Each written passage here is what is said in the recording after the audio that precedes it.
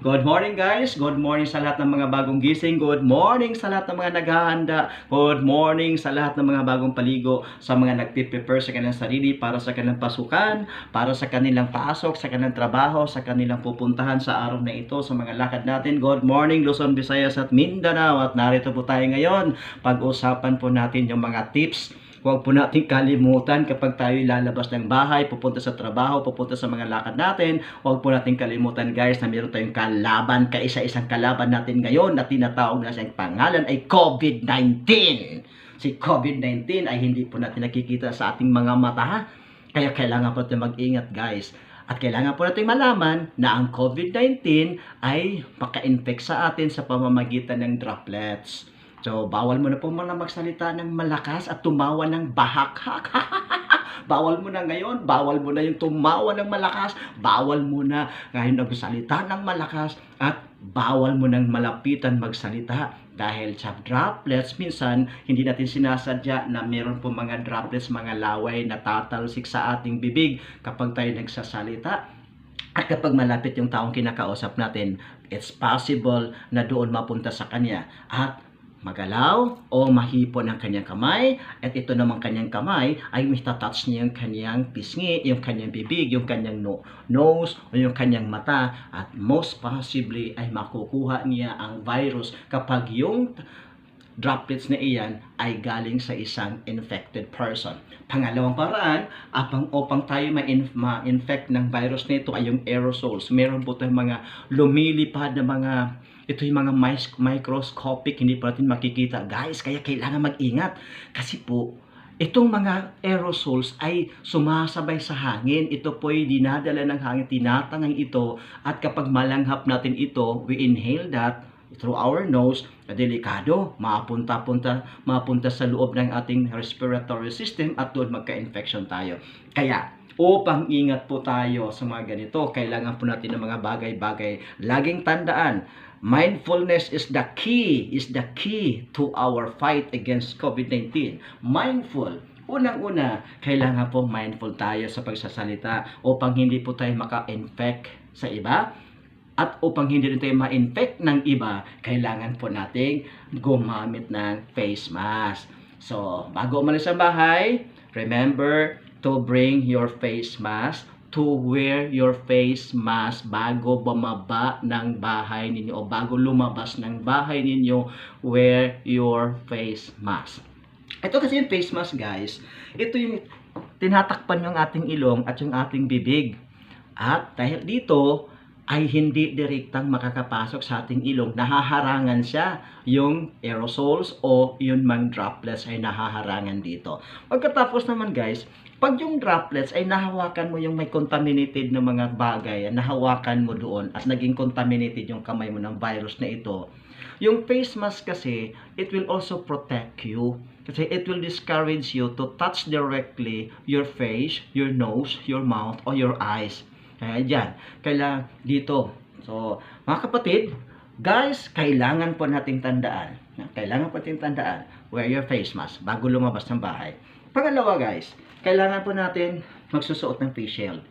Face shield kasi, guys, di ba, ang entrance ng virus ay sa pamamagitan ng ating bibig, ng ating nose, at sa ating mata. Kaya kailangan guys, protektado ang ating bibig, protektado ang ating nose, protektado pa rin yung ating mata. So kailangan yung face shield. Yung face shield ay kailangan upang pag may hangin, ay hindi agad diretso sa mata, haharangin ito ng ating face shield.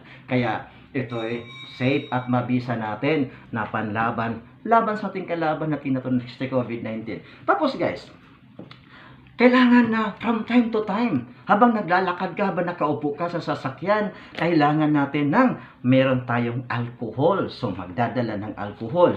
Upang itong mga bagay-bagay na ito ay hindi natin makalimutan, kailangan ilagay natin sa isang maliit na bag. At itong maliit na bag na ito ay ilagay natin sa ating katawan upang hindi natin makalimutan kung saan-saan tayo pupunta. At itong alcohol na ito ay kailangan po natin ipasok sa loob upang kung kailangan natin mag-disinfect ng ating kamay ay meron po tayong alcohol. At hindi lang po isang alcohol guys kasi mauubos yan. Kailangan po meron tayong extra alcohol. Extra alcohol upang paminsan-minsan kapag naubos yung isa at least meron kang siguradong extra na gagamitin. So yun. So mga kapatid, bago tayo aalis, kailangan may face mask, may face shield, may dalang alcohol, at hindi lang isa, dalawahin mo na o tatluhin mo na para may extra ka. Pagkatapos, paglabas natin sa bahay, huwag kalimutan magdala ng extra face mask. So yung extra face mask ay kailangan mo, minsan kasi ito natatanggal itong tali. Kaya kailangan mo na may extra face mask ka para whenever matatanggal yung tali sa face mask mo, may mabubunot, may madudukot ka at magagamit ka agad upang protektado ka pa rin kahit tanggal na yung face mask ng isa. Okay, pagkatapos mga kapatid, guys, ganito guys. Huwag kalimutan, huwag kang lumabas ng bahay na wala kang wallet. Huwag kang lumabas ng bahay na wala kang dalang pera. Kailangan mo magdala ka ng pera kasi sasakay ka ng jeep, sasakay ka ng taxi, sasakay ka ng bus, sasakay ka ng LRT, o ano pong sasakyan mo, sasakay ka ng tricycle, ano pong bayad mo kung wala kang pera. So kailangan may dala kang wallet. Soksok mo, lagay mo sa bulsa mo. At kung ikaw naman ay sasakay ng mga iba-ibang sasakyan, kailangan mo na meron kang tinatawag nating coins. Paano yung coins? Kapag ikaw ay sasakay ng mga maliliit na sasakyan, hindi mahihirapan si manong tsoper na maghahanap ng panukli sa'yo. Huwag mo naman siyang bigyan ng 1,000 pesos, ng 500 pesos, kahit 100 pesos, mahirap po suklian yan ngayon guys, sa hirap ng panahon. Kaya magdala ka na ng mga coins upang meron kang ibibigay na saktong halaga ng pambayad mo sa sasakyan, sa plite, sa pamasahe mo. Tapos guys, pupunta ka naman sa labas, huwag mong kalimutan magdala ng vitamins, vitamin C. Bakit pa kailangan itong vitamin C? Kasi guys, kailangan mong uminom ng vitamin C at least once a day. 500 mg ng vitamin C to make our immune system strong and healthy. Now, kapag weak yung immune system mo, you can double the dosage. You can take 1,000 mg of vitamin C a day. So, lagay mo sa bag mo. Tapos guys, huwag kalimutan magdala ng tissue. Paano yan? Ano gagamitan ng tissue? Kasi guys, kapag ikaw ay pupunta sa CR at natatai ka, huwag mong i-expect na maraming tissue paper doon sa kubeta. Minsan walang tissue paper doon at paano ka iiba kung wala kang ganito? O anong gamitin mo pampunas? So wala. So kailangan magdala ka kasi hindi lahat ng panahon na okay yung tiyan mo. Minsan magloloko ang tiyan mo at kapag magloloko, tatakbo ka sa kubeta at pagdating mo sa kubeta, wala doong mga tissue paper. So kailangan mayroon kang dala ready every time. Lagay mo sa bag mo. Tapos guys, isa pa sa ating mga titingnan, pag pupunta na tayo sa labas, pipiliin natin yung sasakyan natin. Madalas pinipili natin yung may mga aircon, yung malamig na sasakyan. Guys, hindi po advisable ngayon yan. Ang advisable ngayon ay yung mga sasakyan na air continuous ang hanging papasok at lalabas sa sasakyan.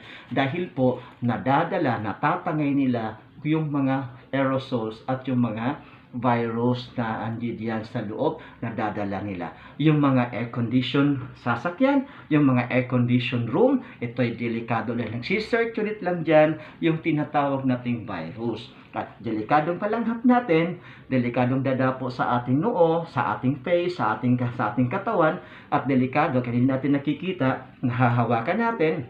At minsan kapag kumakati yung ating bibig, kumakati ating nose, ay kinakamot natin agad at doon nagkakahawaan tayo. So guys, titingnan natin na kailangan paghandaan natin kasi yung kalaban natin ay hindi natin nakikita. Yung kalaban natin ay po pwedeng dumapo sa atin anytime, kaya kailangan natin na mag-ingat paglabas. So guys, tandaan po natin, kung tayo naman ay nasa labas na, so kailangan natin magdala ng cellphone. So bring your cellphone. Pag merong cellphone ka, makakatawag ka in terms of emergency, makakakontak ka kung kanino sa mga mahal mo sa buhay, you can update yourself. Pagkatapos guys, ang cellphone ay madaling malubat. So, kailangan po magdala ng tinatawag ding power bank. Ito yung extra power. Ita-charge mo to, ilalagay mo to sa bag mo para in case maglubat ang iyong cellphone ay meron kang pang-charge yan. Automatic charge yan. Tapos guys, kung gusto mo namang makinig ng music habang naglalakbay, habang naglalakad, o habang sumasakay ka ng sasakyan, minsan naboboard tayo, di ba? Minsan matraffic pa sa Manila, sa Cebu, matraffic, pwede ka makinig ng music. At hindi na kailangang ilabas mo yung cellphone mo. Baka mamaya mas-nuts pa yan. Baka mamaya manakaw pa yan. Baka mamaya madukot pa yan. So, kailangan natili yung cellphone mo sa bag mo at gagamitin mo rin yung Bluetooth na earphone. So, kailangan, meron kang isang ganito, ilagay mo lang sa dito sa ano mo, sa tinga mo, at you can listen to music na. At hindi ka pa makapag-disturbo dahil hindi naman naririnig ng ibang tao na mga kasama mo kasi po, dito po sa mga sasakyang pampubliko ay bawal po magsalita.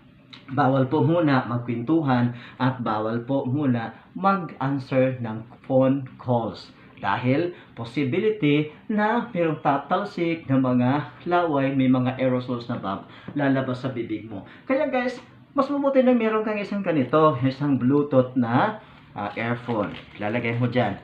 At minsan guys, meron tayong mga pagkakataon sa buhay na huwag po nating expect na lahat ng panahon ay okay yung katawan natin. Minsan, may mga biglang sasakit yung ating mga tiyan, kaya kailangan pong magdala ng ganito, mga panghaplas. Hindi lang po ito para pang matanda, lahat po tayo, bata at matanda, minsan may mga pagkakataong sasakit yung tiyan natin, kaya kailangan natin ito. Lagay mo rin sa bag mo, lagay mo rin sa bag yan, pag kinakailangan mo, at least may madudukot ka. Tapos guys, para sa mga kalalakihan na may mga buhok, mahahabang buhok na walang gel o hindi nagagamit ng mga pampadikit-dikit sa kanilang buhok, kailangan magdala ng supply. Kasi mahangin sa labas. So kung nagugulo yung buhok mo, kailangan isusupply mo lang yan sa ganyan para maging maayos ang buhok mo at magwapo ka pa rin tingnan. Ganun sa mga kababaihan, magdadala kayo ng mga supply at magdala kayo ng lipstick. Diba, minsan mag-retouch kayo, diba? Pupunta kayo ng CR, mag-retouch naman yung mga kababaihan doon, mag-lipstick uli, maglalagay ulit na ano pang pinaglalagay. So, magdala rin kayo ng mga ganyan. Tapos, guys, titingnan natin na mainit ang panahon, lalo na sa Manila, lalo sa Cebu, mainit ang panahon. At minsan pinapawisan tayo habang naglalakad o kahit nasa sasakyan tayo dahil sa init ng panahon, pinapawisan tayo. Kaya huwag pong kalimutan, magdala po tayo ng extra shirt. Dahil kapag may extra shirt ka, may pampalit ka sa iyong t-shirt kapag ikaw ay basa ng pawis. Tandaan guys, ngayon ay bawal magkasakit dahil mahal ang gamot, dahil mahal ang paggamutan, at mahirap pumasok ngayon sa mga hospital guys dahil marami pa rin tayong COVID cases. Baka mahawa ka doon. Instead na hindi COVID yung sakit mo, pagdating mo sa hospital, nahawa ka na. Kaya, okay na yung mag-ingat tayo. Bring extra shirt para kapag meron kang pinapawisan ka, may pampalit ka. At guys, hindi natin matansya kung ilang oras o ilang minutes yung travel natin dahil nga sa traffic ngayong panahon o hindi natin alam kung mayroong mga aberya sa daan. Kailangan guys, magkakaroon tayo ng baon ng konti. Meron tayong baon para pag nagugutom ka, may madudukot ka at may makakain ka. Hindi na kailangan bababa ka ng sasakyan kasi mahirap sumakay uli. Kasi maraming mga tao at kukunti yung sasakyan pang publiko ngayon. So, kailangan maigi nang meron kang dalang sarili mong baon. At dahil ito ay medyo makapal, dahil naman ito ay nakabalot sa kanyang lalagyan, pwede naman tanggalin ito at ipapasok mo sa bag mo. Upang dito ay meron kang madudukot kapag nagugutom ka guys. Kung ayaw mo naman ng ganito, pwede rin ganito. Ito itong Oreo. Kahit anong makakain, biscuit, candies, just to make yourself na hindi ka magugutom sa daan. So guys, kailangan tandaan lagi from time to time kapag nasa loob ka na ng sasakyan, disinfect your hands. Spray it with alcohol, rub it in between the fingers, rub it there upang matanggal kung anumang possibility na meron kang nahawakan contaminated ng virus. So guys, tandaan, ang mga bagay na sinasabi ko, face mask, face shield, pera, quarantine pass, yung biscuit, tissue paper, toilet paper, at ano pa mang bagay nga kinakailangan mo, t-shirt, upang ikaw ay merong pampalit kapag pinapawisan ka. Guys, huwag kalimutan at tandaan po natin na nasa atin ang pag-iingat. Ang kalaban natin ay hindi nakikita. Tayo ay lalabanan natin si COVID-19. Paano natin lalabanan? Sa pamamagitan ng ating conscious awareness and appropriate action. Consciousness or awareness. Tapos, yung ating tinatawag na mindfulness, na araw-araw itong iisipin mong dadalhin mo at pagkatapos, appropriate action. Huwag mo nang magkiat-kiat kung saan-saan pupunta, huwag mo nang maglandi-landi kung saan pupunta, huwag mo nang pupunta guys sa mga matataong mga lugar, at kung mayroon mga pagkakataong makakapunta ka doon sa mga matataong lugar, ay iwasan ang sobrang close. It must be, you must maintain social distancing at least 2 meters. 2 meters, no? 2 meters. Kasi pag may tatalsik, hindi na aabot sa iyo yan, 2 meters na yan. So, kailangan guys, be mindful of what you are doing every day in order to avoid and in order to defeat our enemy, COVID-19. But above all guys, huwag natin kalimutan na kung hindi man natin nakikita ang ating kalaban na COVID-19, meron tayong amang makapangyarihan na hindi nakikita ng ating mga mata, ngunit tayo ay pinagmamasdan at tayo iniingatan ng biyaya ng Diyos. Kaya lagi pong magdasal bago po tayo umalis ng bahay. Lagi po tayong manalangin sa Diyos, lagi po nating hilingin sa Kanya ang Kanyang patnubay at pag-iingat sa atin bago man tayo lalabas ng ating mga bahay. At pagdating naman sa bahay natin, bago tayo makipaghalubilo, makipagkwentuhan sa mga kasapi ng tahanan natin, tiyakin po na natin nakapagbihis na tayo ng bagong damit, nakapaghilamos na tayo, nakapaghugas natin ng kamay, o mainam nang nakaligo ka na bago ka makipag-socialize, bago ka makipagkwentuhan sa kasamahan mo sa bahay upang iwas infection. Kasi ikaw yung galing sa labas, ikaw yung mas posibleng nagdadala ng virus sa tahanan niyo. Kaya guys, ingat. Paglabas, ingat. Pagbalik, ingat. Follow the protocols. Kailangan magbihis agad, kailangan maligo agad, maghugas agad, o magilamos agad, o at least yung buhok mo ay kailangan mong sabunan in case merong mga virus na dumapo doon o nahulog doon habang ikaw ay naglalakad o nagtatrabaho, o yung mga kakwentuhan mo, yung mga aerosols nila ay napunta sa buhok mo, at least natatanggal siya bago ka makipaghalubilo o kwentuhan sa mga kasamahan mo sa bahay. Guys, I hope you will remember all these important things as we live this new normal, guys.